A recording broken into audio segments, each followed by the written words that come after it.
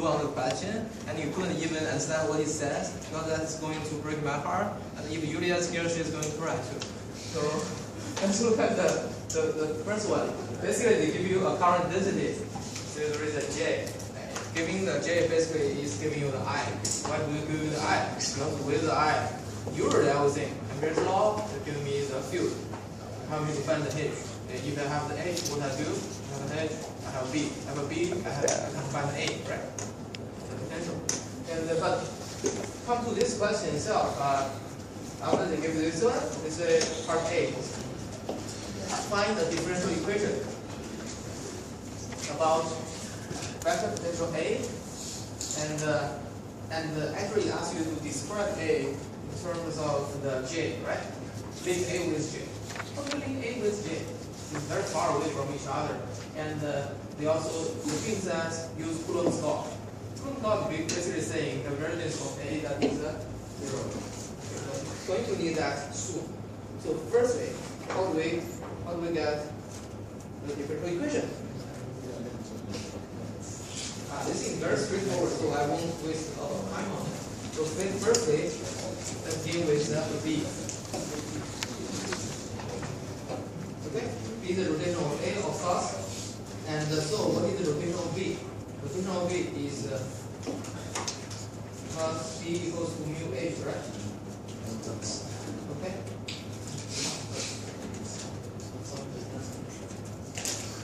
Why do we have this one? Why is rotation of mu H need to equal to mu J? Because we start with the Maxwell equation. Let's tell you rotation of H. What is rotation of H? That's J plus something. E T, right? Something like this, right? Okay. But since they never say the field is alternating, nothing change. So any differentiation you see with respect to time, that is 0. Nothing is changed. Field is not alternating. So that means this one doesn't exist, right? Okay. So rotation of H, that is J. So we have a mu here with constant of cost. So rotation of mu H, that is mu J. So basically, we have rotation of rotation A, rotation B is mu J, right? So what is the rotation of rotation? That is this equation. I think you have this in your formula sheet. Rotation of a rotation. So in the end, it's something like this. This one is gradient of the divergence, but divergence we know is 0. Divergence A is 0. Y is Coulomb's law. So divergence A, this part must be 0, right? So rotation of rotation is negative Laplacian. Right? Means divergence this part is 0. So you only have negative Laplacian. So that is to say this one equals to this one. Minus Laplacian A equals to mu J, right? So left A equals to negative mu J, right? Okay, so keep this one in mind. This is a very important conclusion. That is to say, basically, if I give you a static current, right? It will also create a static field. The relation is going to be a constant.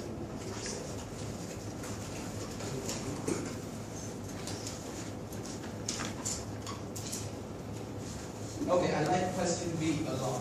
So please read it. B is saying what? Very short.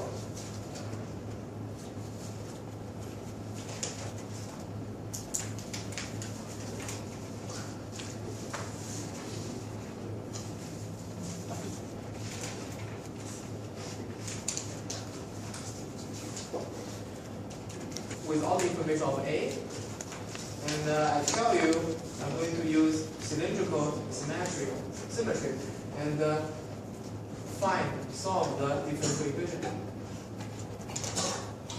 Solve the differential equation. That is to say, what is my A? To find the potential A. How to find the potential A? We have something called this one, the relation of A equals to minus mu J. So that is to say, how to find the relation of A, right? Let's assume we know the format of A. So we need, if you need to find the Laplacian, at least you need to know firstly which direction A is a vector, by the way. So in which direction the vector is in. They are saying cylindrical. So does A has a R component phi component and z component. Which one does it have? Which one it doesn't have?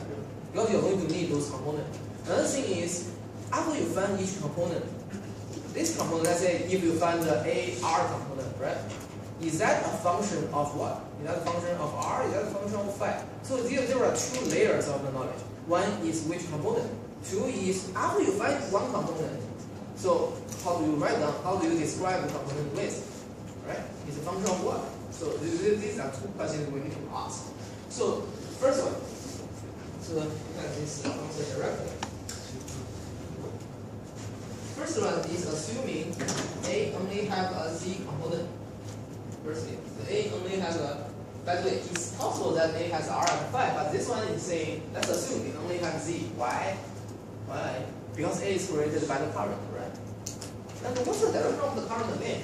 If you look at the previous question, let's say my current is in the direction of Z, right?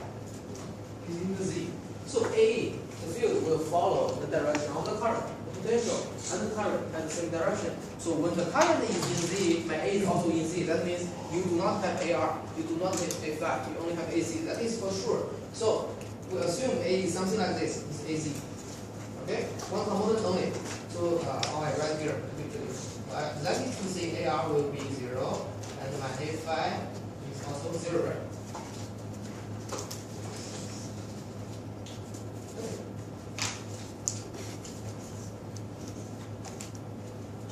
And the next thing, okay, now we have the component AZ. Next question, remember we said the second layer. So what function is this one of? Is that a function of R? Is that a function of phi? Is that a function of Z? Of course. But you can see phi is ignored here. Otherwise you would write AZ R phi Z. It has ignored phi. Why? It says it's a cylindrical symmetry. Let's just say there is a current going up. Okay?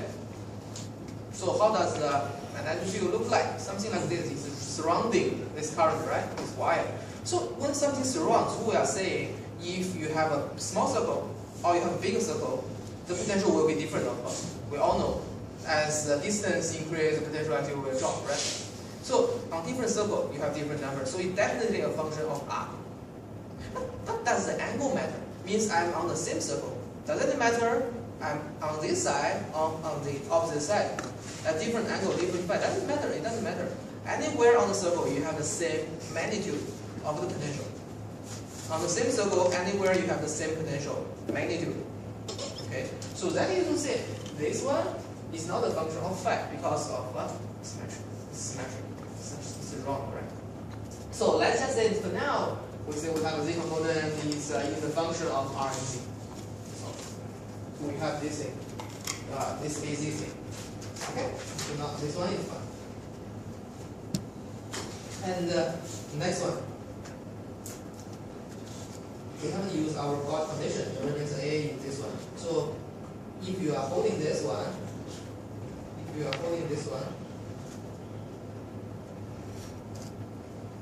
let's go find what is the divergence of A. Let's go find what the divergence of A. Do you have the formula sheet of how to find the divergence of something in the cylindrical system? You have that, right? So, I want to write it down, sorry. It took some time to write it down. Because we need to follow those equations.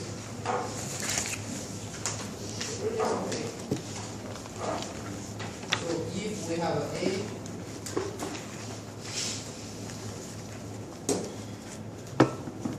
with R, phi, and Z. Right? So the divergence of A will be something like 1 over R, Z, R is R.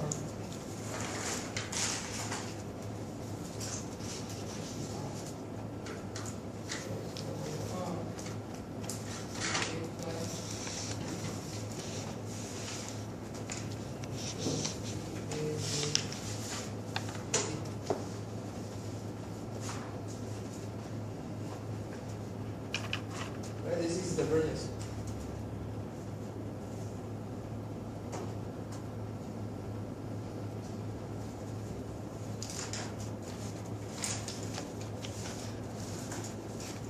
So you don't need to copy from here. I thought you have this equation already. You don't have the it's cylindrical.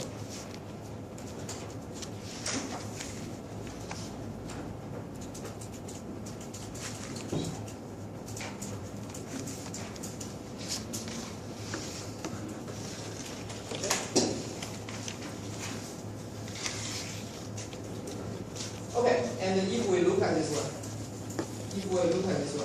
and do we have AR? We don't have AR, right?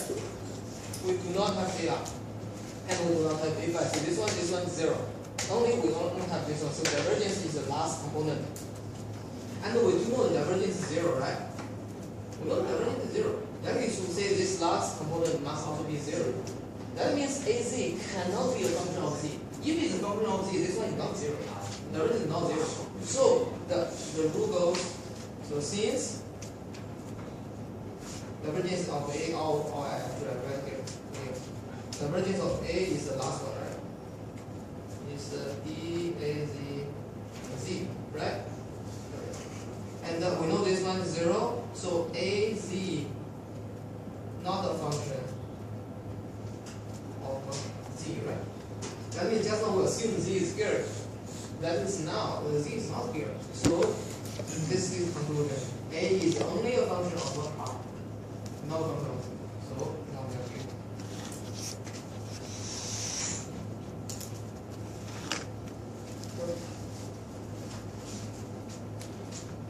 So why do we use the last 5 minutes to go through these steps? Is to have a basic format of A. Now A is very clear. It has a Z component only, and it is a function of R only. Easy directional problem. And remember, we're going to solve this. I agree the kind of Poisson's equation. We are going to solve this equation. That means after you have A, find left A. And we know left A is minus mu J. Okay, so solve this equation. So find left A. This is I think it's missed here. This whole thing is left A. Okay. I can also write it down if you want me to. Relation of A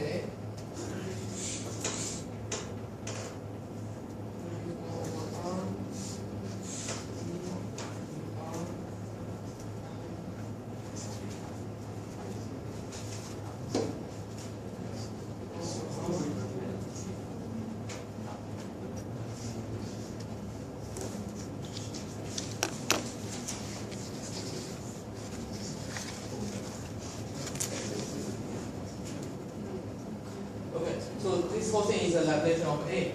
And again, just now we already said A is a function of R only. It doesn't have a phi component, doesn't have a Z component. So this one, second order derivative of Z is 0. Second order derivative of phi is 0. So left A actually is this first part. Because you have R. You have R in there. Right?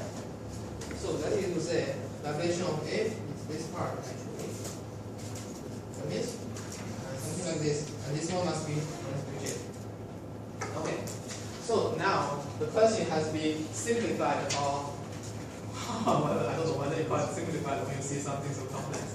So now you have this equation. So the idea is I give you the equation of left A equals something, and focus on the second part and third part. Give me A. Tell me what is AC. Okay, so this is a real question. If you don't know how to solve this one, it looks so difficult, at least you should have that one ready. No, nothing, just simple analysis and with a few equations. You should have that one. That is the function there. I think you get 40% of the mark. Okay, now solve it up. We have the second one. So basically, we are here. Okay. And this thing has two derivatives, right? So firstly, let's find this guy. This is the bracket. This is a bracket. So this one. How do we find this one? Integration. By integration. Have you heard something or I don't know. If I give you something, for example, very simple one. Let's say if I say E R FR. You have a function FR, right? This one maybe equals to let's say R plus 2. How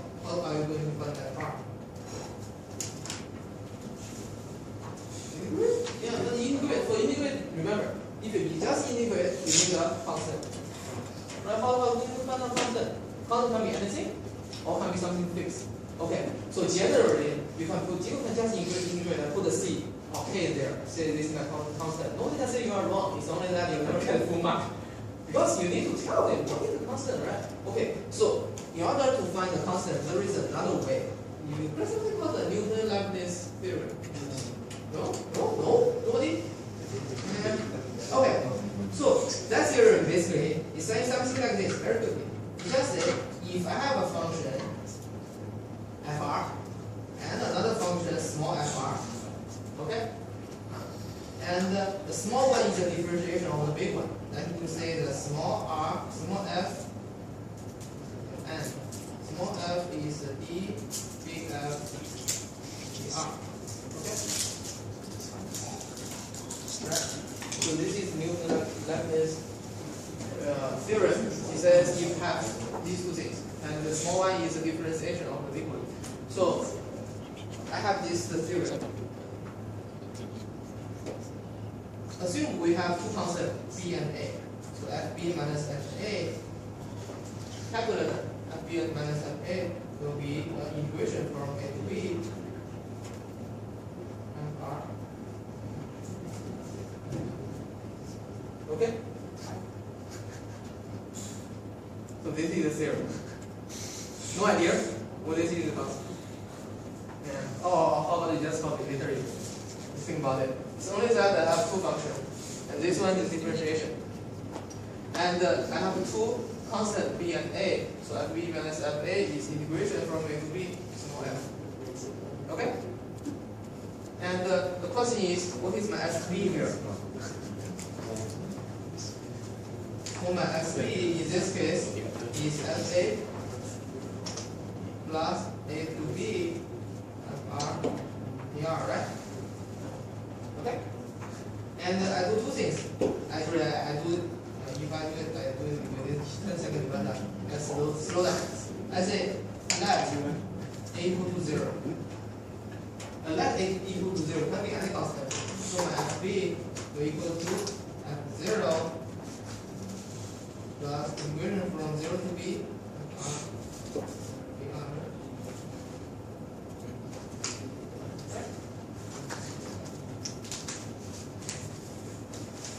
Okay, and next, that is important, and I cannot have b here. And let b equal to r. Means instead of using a constant, I use a variable. B equals to r. So this whole thing becomes fr equals still f0, right? Plus integration from 0. Remember b become r, so 0 to r. And it's still an integration of r, but in order to differentiate with this one, I use r prime. So small f r prime is r prime. Okay?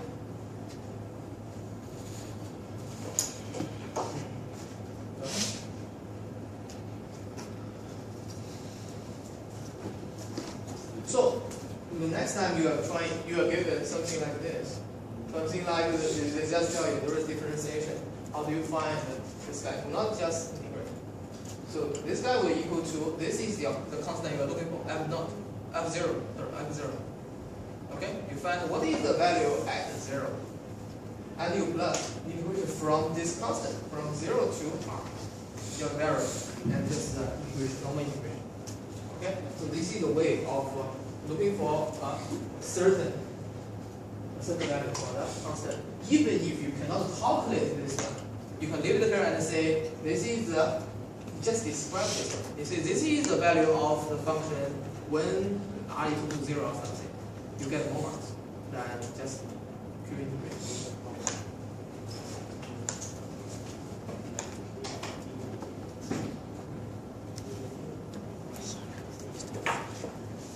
Okay, so keep this in mind. Big F equals to f0 plus 0 to r integration of the small f, right? Okay, we're going to use this one 3 times today. Okay, let's move on.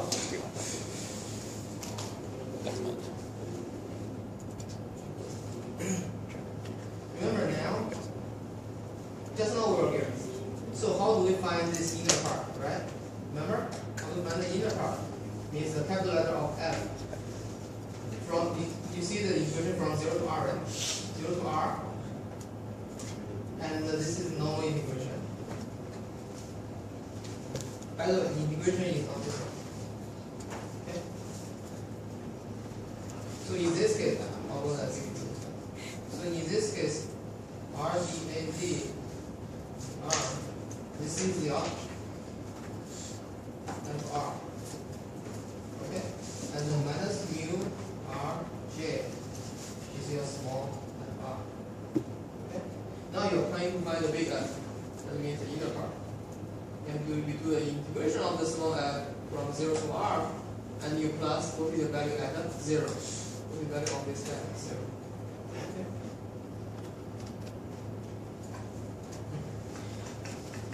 So doing so, we have something like this.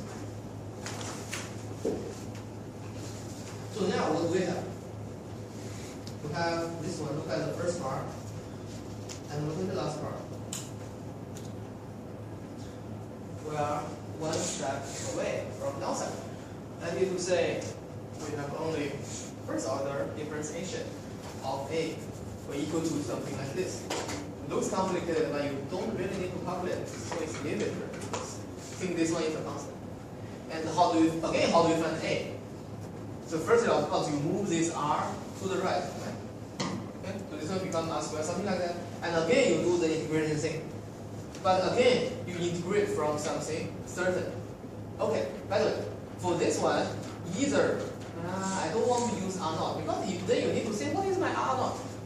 You need to say a lot of things. So usually I just put a 0 here and then integrate from 0. So just remember, this is the constant, this is the where your integration starts. So these two numbers has to be same. Has to be same, and usually I put 0, so because 0 everybody knows, I don't need to explain anything. Okay? So this one basically is a repeat of the previous step, and keep this two in mind. Of course, this one, the small f and big F change. You do an integration again, so this is a constant inverse from the constant, and I have an A. I have this function. I'm not saying I can calculate it. Just that I have this A.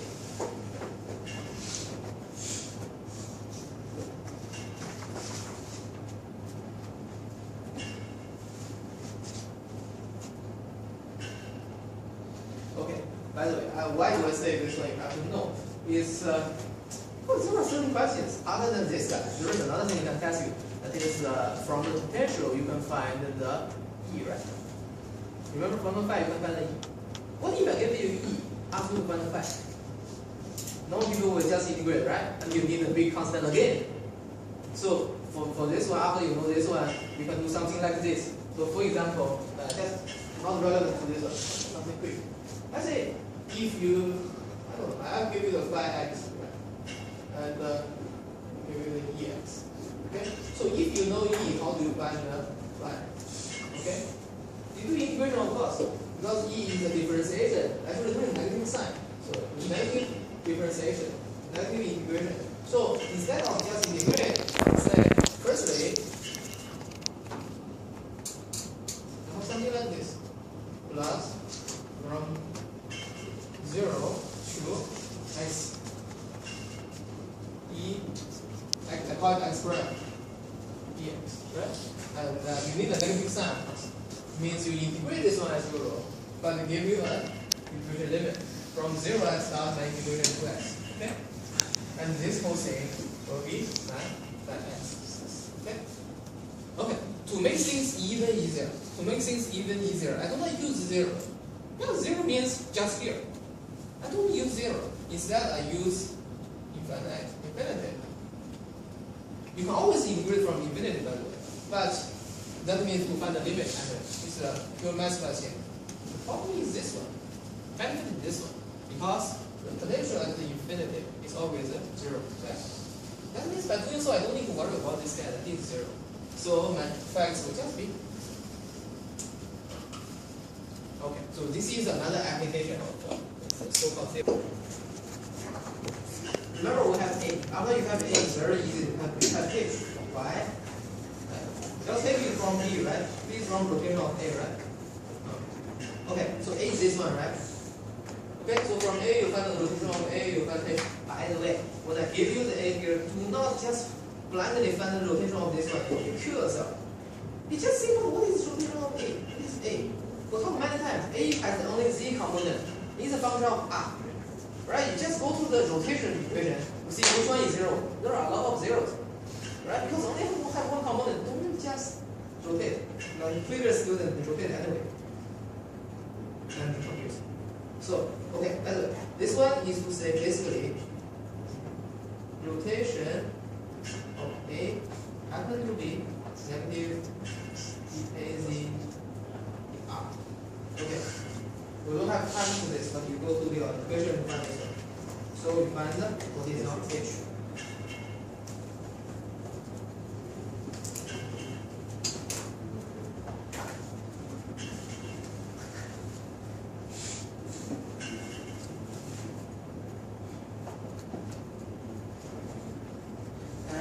Okay, let me ask you another question.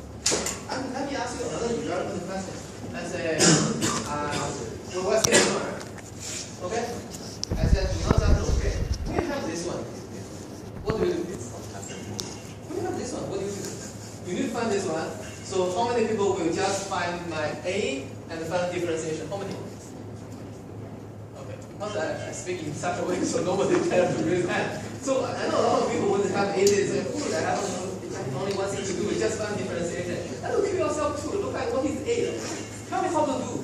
No, don't do that. You only need dA dr, right? Remember, you need a dA dr. Yeah, compared to see, you have a dA dr right here. Right? You just copy this thing and divide R. You have dA dr already. This is what I said. Usually when people give you some question, you see a lot of steps. Usually you can use the previous step as your conclusion. So just copy something again. Yeah.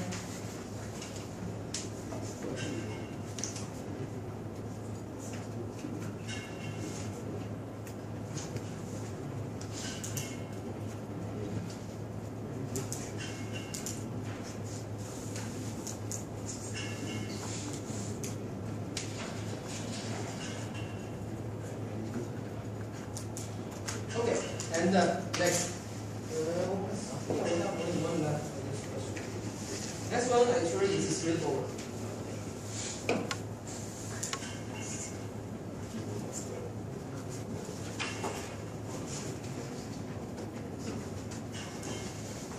And this is what is the standard solution again for A for H. We found A and H already.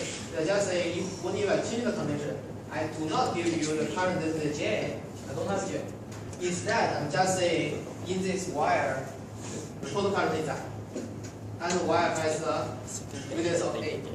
I don't give you J. This is basically asking you to use the I divided by the section area to find your J. Or if you want the integration format, this is asking you to find the J.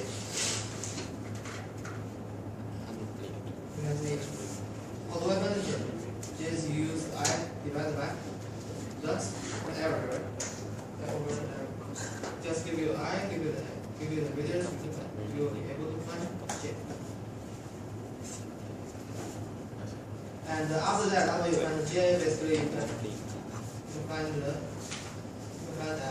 anyway, if you want H, you come here, you have J, right? Another J, you integrate. And this one, this time the J is a constant. This time the J is constant, it's a certain number. So you come to here, integrate on the certain number on the constant, it's not scary enough. It's not scary at all. You just integrate. So that is to say basically my J has become something like I over A squared. And you have another R here, you do the integration to find your H. Okay? As it is. And the same thing, how do you find A? Let's go back to either you use this one or this one. I prefer the previous one. You go to the previous one, and then you integrate on your J. Remember J now is some known number, so you can find this guy. And then you can find what is the dAdr, and you do an equation. Another straightforward way is to come to this equation to solve your J in.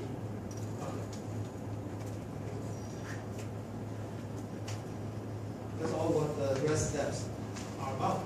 So basically, they are saying in the beginning, I give you the current density. In the end, I'm saying I don't know the current density, but I give you the total current, I give you the area, you find the current density yourself. Okay? And that is even easier because it's not a function of anything, it's just like.